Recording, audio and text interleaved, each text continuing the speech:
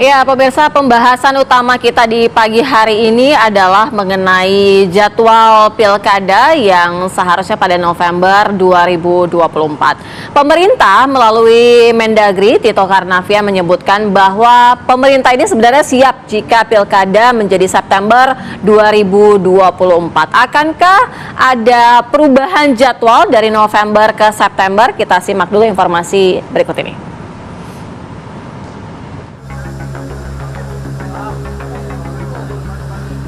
Menteri Dalam Negeri Mendagri Tito Karnavian mengatakan pemerintah siap apabila penyelenggaraan Pilkada 2024 dimajukan menjadi September 2024. Meski begitu, Tito meyakini Komisi Pemilihan Umum KPU RI selaku pihak penyelenggara akan memilih bulan November untuk pelaksanaan Pilkada 2024. Pemerintah hingga saat ini menyerahkan keputusan jadwal Pilkada 2024 kepada DPR RI selaku pembuat Undang-Undang RUU Pilkada yang juga belum dibahas di DPR.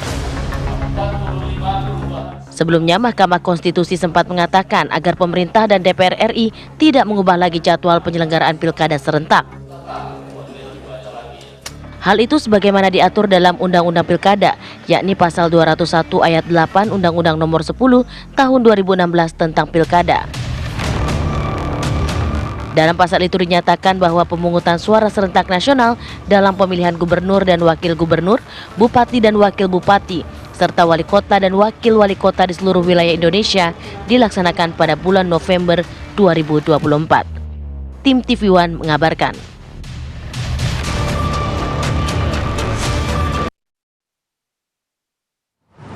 Ya, pemerintah melalui Menteri Dalam Negeri Tito Karnavian menyatakan siap jika pilkada dimajukan menjadi September 2024. Dan saat ini juga pemerintah menyerahkan keputusan itu kepada DPR RI. Lalu apakah putusan itu akan disegerakan? Apakah akan ada perpindahan jadwal gitu dari November menjadi September untuk pilkada serentak? Kita akan membahas di pagi hari ini. Sudah bergabung bersama kami melalui Zoom ya, ada Bang Ahmad Doli Kurnia, Ketua Komisi 2 DPR fraksi Golkar. Selamat pagi Bang Doli. Pagi, Assalamualaikum warahmatullahi wabarakatuh. Waalaikumsalam. Sehat ya Bang? Alhamdulillah sehat. Alhamdulillah. Kemudian ada juru bicara PKS, Bang Muhammad Iqbal. Selamat pagi Bang Iqbal, harusnya datang ke studio ya, tapi kena macet nih Bang. Assalamualaikum, sorry kena macet ini. Ya, baik. Kemudian ada Bang Pangi Syarwi Caniago, analis politik Foxpol Center. Selamat pagi Bang Pangi. Pagi Bang. Sehat Pagi ya Bang? semuanya, pagi Bang Doli, Bang Iqbal. Oke, kita ke Bang Doli terlebih dahulu. Bang Doli, artinya tadi pemerintah menyatakan bahwa sebenarnya siap jika jadwal ini dimajukan menjadi September. Kalau dari fraksi Golkar sendiri melihat seperti apa? Setuju begitu Bang dimajukan menjadi September? Ya, sebenarnya kan soal waktu ini sudah berproses cukup lama ya. Jadi waktu itu kita membahasnya ada perubahan. Pilihannya dua, ya, apakah melalui penerbitan Perpu atau revisi undang-undang. Nah, kemudian disepakati antara pemerintah dengan DPR, ya, bahwa revisi itu harus melalui revisi undang-undang, ya, perubahan jadwal itu, gitu. Nah, kemudian DPR melalui Balik mengambil inisiatif menyusun draft naskah akademik dan draft RUU-nya, kemudian disepakati oleh DPR melalui rapat paripurna menjadi usul inisiatif DPR dan kemudian disampaikan kepada pemerintah. Nah, pemerintah kemudian setuju dan sudah mengirimkan surprise juga kira-kira 3 bulan yang lalu kepada DPR. Nah, sekarang draft rancangan undang-undang itu masih ada di meja pimpinan DPR. Nah, jadi sebenarnya ya usul inisiatif perubahan jadwal ke September itu sudah menjadi usul inisiatifnya DPR dalam perubahan undang-undang yang sudah disusun gitu. Nah, tapi kemudian kita sama-sama mengetahui Mahkamah Konstitusi juga menyidangkan ada Iya. usulan uji materi dari dua mahasiswa yang kemudian memutuskan walaupun di dalam putusan amar putusannya itu masih samar-samar karena memang diberi atau dibuka peluang juga ini diserahkan kepada pembuat undang-undang sebagai karena materi ini juga termasuk open legal policy gitu. Nah ini mungkin yang disampaikan. Jadi kalau mungkin ya, saya tidak tahu kemarin pernyataan itu kronologisnya seperti apa. Ya kalau ditanya, kan sekarang juga teman-teman media tanya, gimana ada kemungkinan September enggak? Ya kalau kemudian revisi undang-undang itu dilanjutkan, bisa jadi ada perubahan. Nah kalau pertanyaan siap, ya karena kami memang dari awal, baik pemerintah, penyelenggara pemilu, ya dan DPR, itu menyatakan siap, makanya ada usulan revisi undang-undang, gitu. Nah jadi tapi sekali lagi ini tergantung dari kesepakatan antara fraksi-fraksi, terutama pimpinan DPR ya.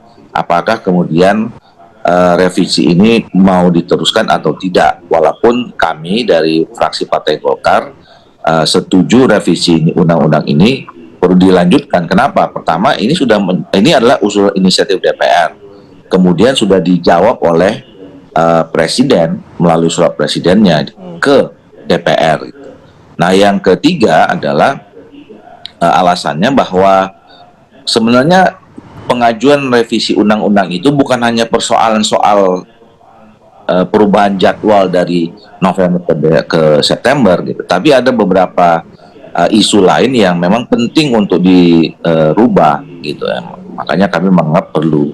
Jadi tergantung lagi ke apa. Jadi kami mendorong pada pimpinan DPR untuk segera mengagendakan ini, membacakan surat presiden itu di rapat paripurna dan kemudian mengagendakan di rapat BAMUS atau rapat konsultasi pengganti BAMUS untuk kemudian kita sama-sama sepakati ini mau diteruskan atau tidak, dan kalau teruskan materinya substansi apa yang harus kita bahas.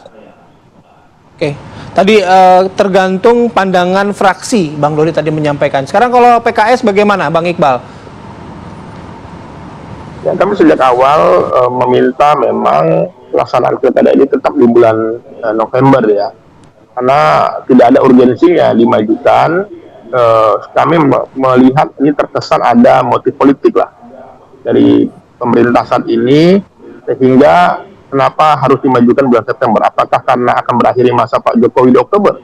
Saya melihat bahwa KPU hari ini kita lihat mereka masih sangat lelah, masih sangat capek ya, termasuk juga para caleg, para partai politik ya. Dan saya kira bulan November itu bulan yang sangat tepat, di mana pemerintahan Pak Jokowi sudah berakhir, menggunakan penghitungan dengan sistem kursi suara pilkada, suara DPR yang baru.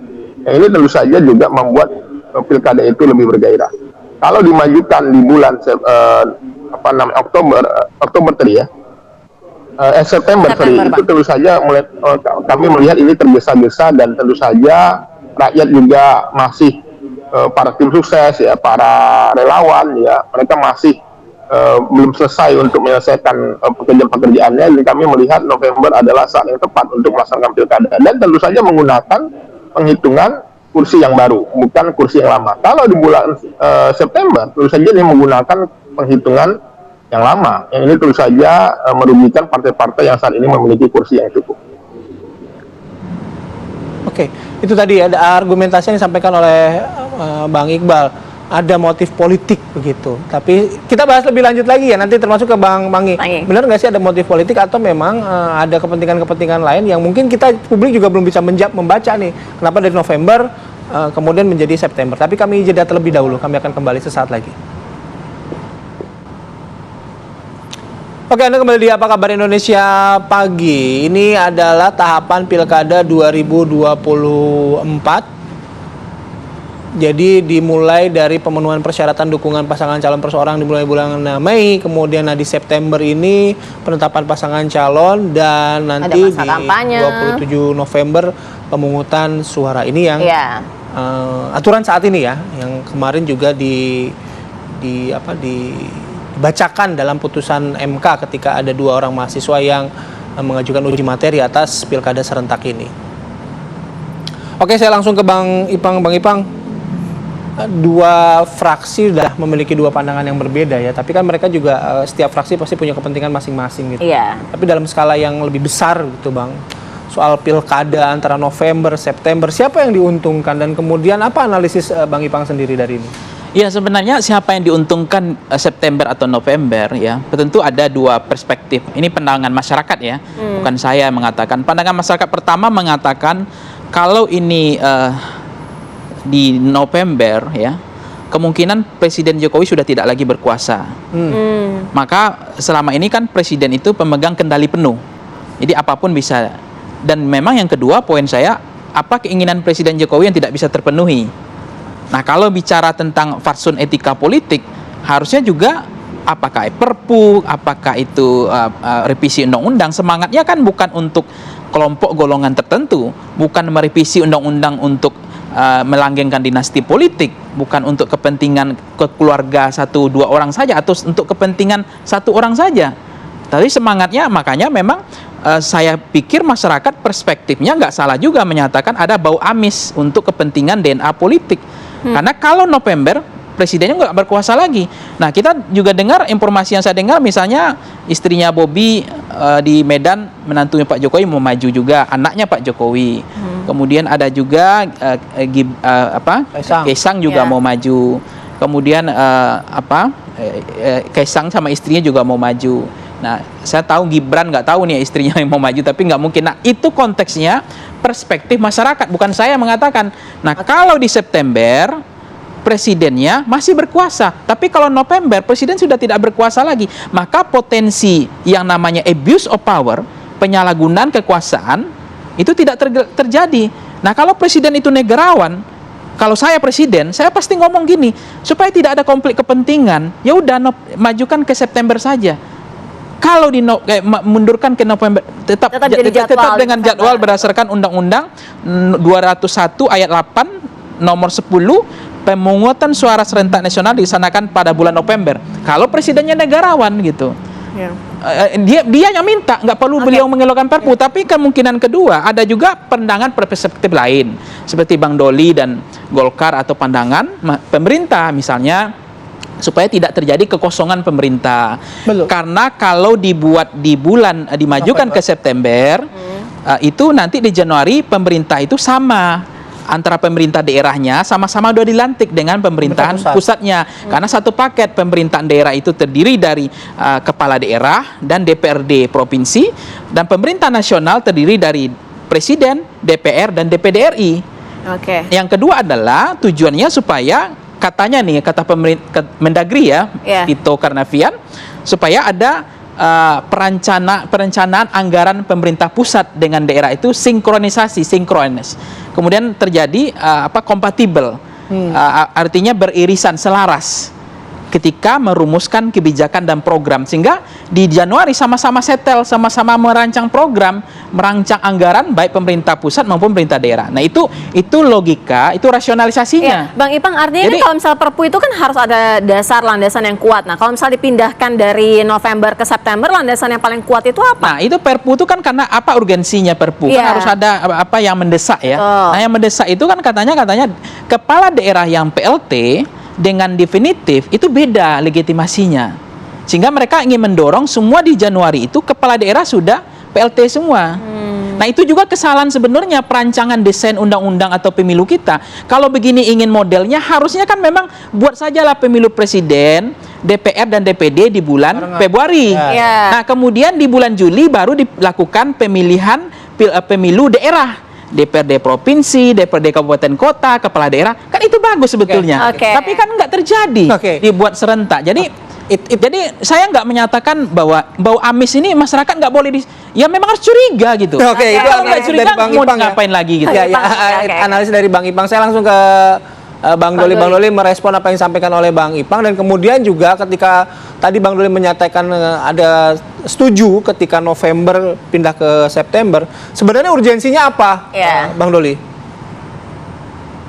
Ini kalau ini sikap kami ya di fraksi Partai Golkar, sebenarnya sudah tidak mempersoalkan lagi soal mau November atau September ya, karena apalagi sudah ada keputusan Mahkamah Konstitusi, ya. Memang tadi kan pertanyaannya di awal itu kan apa pandangan kami terhadap pernyataan Pak Tito gitu. Nah, kalau ditanya apakah siap, ya karena semuanya pasti sudah siap. Karena dari awal kita sama-sama menyusun adanya kesepakatan perubahan jadwal itu. Nah, pertanyaannya kenapa waktu itu disepakati untuk dimajukan? Alasan pertamanya, ya saya mengatakan juga boleh saja ya orang menafsirkan dimajukan September. Apalagi kan sekarang kan dikit-dikit memang selalu dibangun stigma seolah-olah ini kepentingan Pak Jokowi, kalau ada apa dikit-dikit negara ini yang dipojok-pojokkan Pak Jokowi, ya itu silahkan saja gitu ya. Tetapi kami pada saat itu membahas pertama ya di dalam undang-undang itu ya, dalam Undang-Undang Nomor 10 Tahun 2016 disebutkan per tanggal 31 Desember 2024 ya semua kepala daerah itu harus sudah habis masa jabatannya. Nah, jadi kalau nanti kita tidak selesai di tahun ini melaksanakan pilkada, maka 1 Januari seluruh kepala daerah di Republik ini itu akan dipimpin oleh pejabat, baik pejabat gubernur, pejabat bupati maupun pejabat wali kota.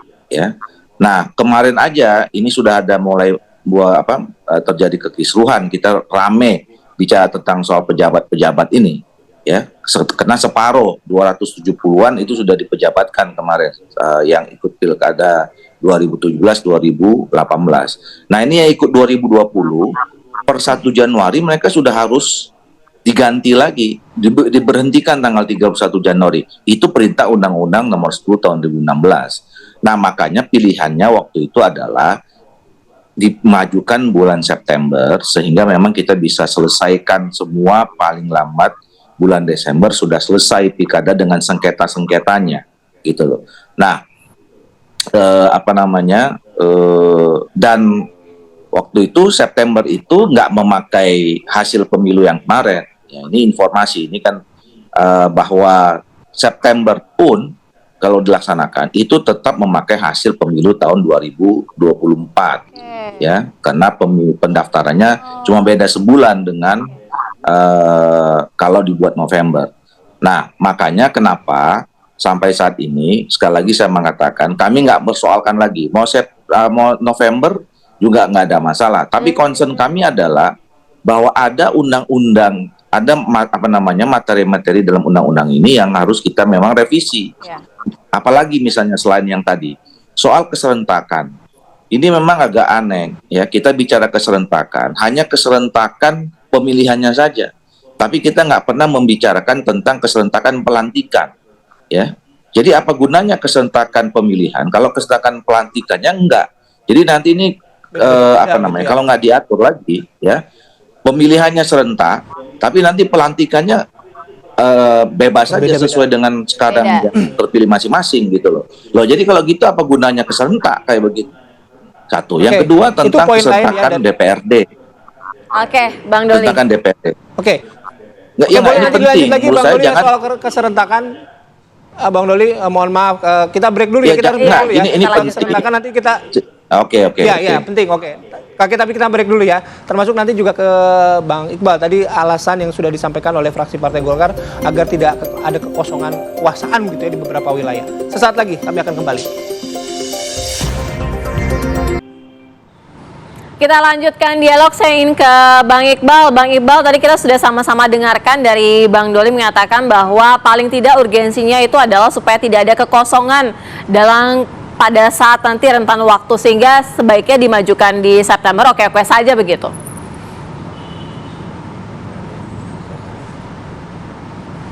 Potong. Dulu atau saya nih? Bang Iqbal. Oh ya, oke. Ya, jadi memang kami melihat kan Mahkamah Konstitusi sudah memutuskan. Ya, artinya ini perintah Mahkamah di mana Mahkamah Konstitusi mengatakan dalam amarnya bahwa bila pelaksanaan pilkada itu dimajukan itu akan mengganggu ya penyelenggaraan pemilu secara konstitusional. Dan ini tentu saja juga siapa lagi yang akan mematuhinya kalau bukan pemerintah gitu loh. Kalau orang sudah menggugat lalu gugatan itu dibatalkan atau tidak disetujui, artinya kita harus melaksanakan apa yang sudah diperintahkan Mahkamah Konstitusi. Karena siapa lagi yang akan mempercayainya? Marwah mahkamah itu ada di situ gitu. Jadi kami melihat bahwa bila ini digeser lagi, akan terjadi kekacauan dalam prosesnya. Karena saat ini saja partai-partai belum jelas ya untuk menentukan berapa jumlah kursinya, kan ada banyak gugatan ya di Mahkamah Konstitusi, baik itu juga di dalam internal partai.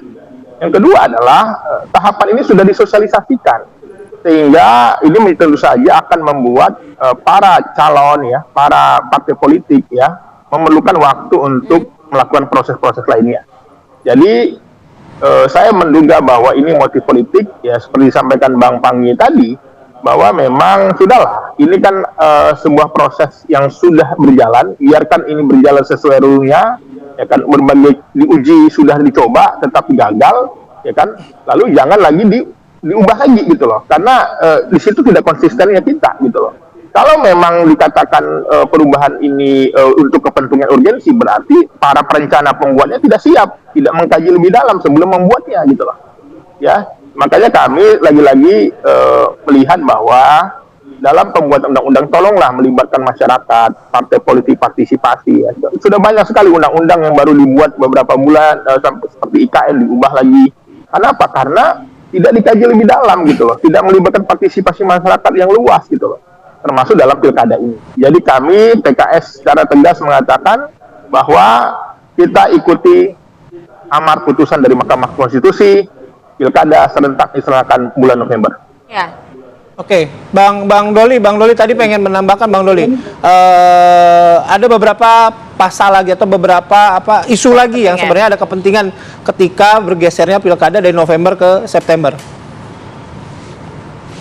Ya nggak, makanya tadi kenapa saya harus menjelaskan secara lebih detail dan saya nggak penting supaya nggak ada salah tafsir seperti yang Pak Iqbal sampaikan itu ya.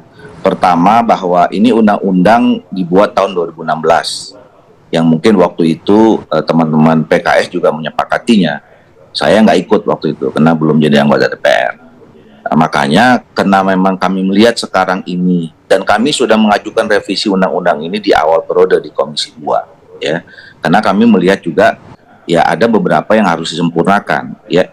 Jadi tapi oke, saya kan dari awal mengatakan fraksi kami nggak ada soal lagi sekarang soal mau September kayak mau November gitu.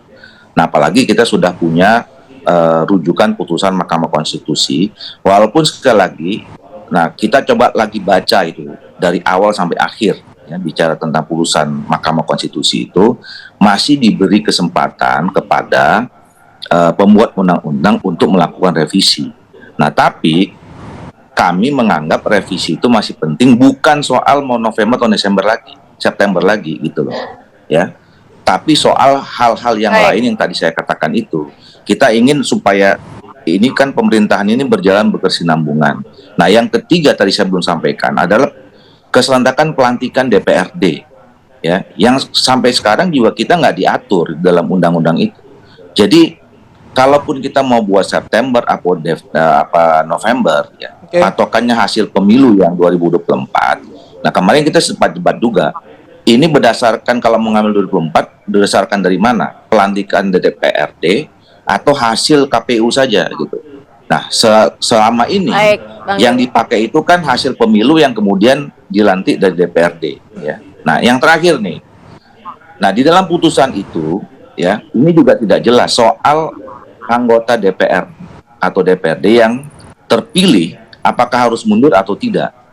Nah, keputusan Mahkamah Konstitusi itu menurut saya masih bias ya, disebutkan di situ boleh tidak mundur, tetapi nanti pada saat dilantik jadi anggota DPR harus sudah menyerahkan surat pengunduran diri gitu. Nah, ini yang menurut saya juga harus kita pertegas dalam kalau memang revisi undang-undang ini. Jadi sekali lagi saya mau tegaskan, bagi kami ini nggak ada soal lagi November atau September, tapi pertanyaan apakah revisi undang-undang ini masih perlu? Menurut kami masih perlu, dengan beberapa poin pasal-pasal yang tadi harus disempurnakan. Oke, baik. Bang Panggi, singkat saja, apa untung ruginya nih? Iya, kalau sebenarnya untung rugi apa yang disampaikan Bang Doli, misal Golkar ya. mau September mau November kursinya tetap dipakai kursi 2024. Oke. Apalagi saya lihat tuh sebaran kursinya Golkar itu kan bisa bahkan mungkin beberapa daerah bisa mengusung kepala daerah sendiri gitu. Karena walaupun PDIP pemenang pemilu misalnya, tapi kan kursinya banyak terpusat di Jakarta ya, di Jawa Tengah, Jawa Timur dan di Jawa lah. Tapi kalau Golkar kan relatively kursinya menyebar. Jadi makanya kebersamaan kepentingan masih dapat. Yang kedua adalah saya berharap mudah-mudahan itu tidak terjadi. Maka saya berprasangka baik saja bahwa revisi undang-undang ataupun Perpu tidak hanya untuk kepentingan untuk mendesain dinasti politik, untuk kepentingan satu atau dua orang. Itu semangatnya, itu motivasinya harus dibangun di situ.